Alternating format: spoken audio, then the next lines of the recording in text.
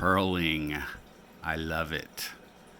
You may notice that there are bubbles forming on the Hygrophila deformis, especially on this leaf right here.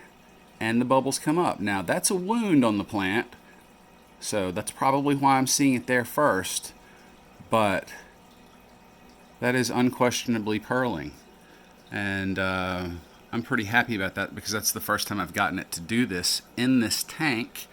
And I actually thought I had the CO2 turned up a little bit too high this morning. I came over and had, let's see, even though the pressure's pretty low, let me back up a little bit. Pressure's still pretty low. This was a fresh mix from yesterday evening, so I just mixed up the citric acid, baking soda, and water and kind of shook it up and let it go.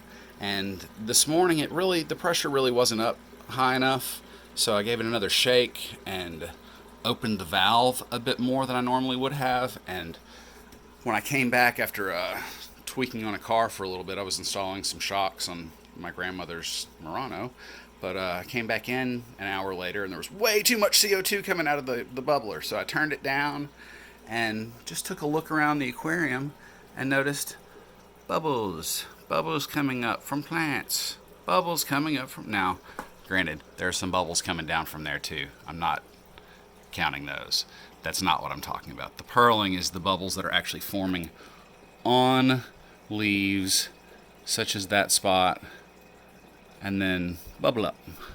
And notice they're not getting trapped from below or anything. That's stuff that's really coming up from the hygro first. So the Hygrophila deformis is seemingly the most active photosynthetic plant right now.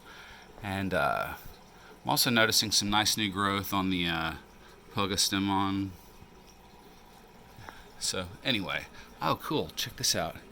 Even the little Java fern purling.